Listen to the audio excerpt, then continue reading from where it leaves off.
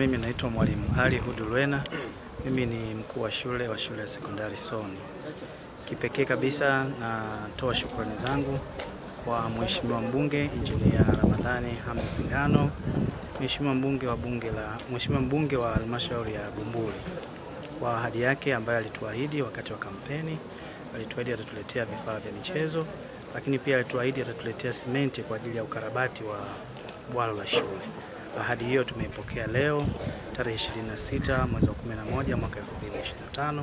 Tunashukuru sana kwa kuwa ahadi yake ameitimiza kwa wakati. Pindi tu alituahidi atakapoapishwa na kuwa mbunge atatuletea hivyo vifaa alivyotuahidi. Tunashukuru sana, vifaa hivyo tumepokea na vitatusaidia katika kutekeleza yale ambayo tulikuwa tumekusudia wakati tunamueleza changamoto zetu. Asante sana.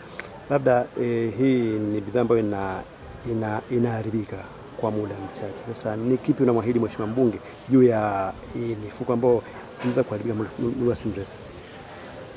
Tunashukuru, mifuko hii ya simenti tutaitumia mara moja katika ukarabati wa bwalo la shule ambalo lilikuwa na viraka, lilikuwa na mashimo mengi sana.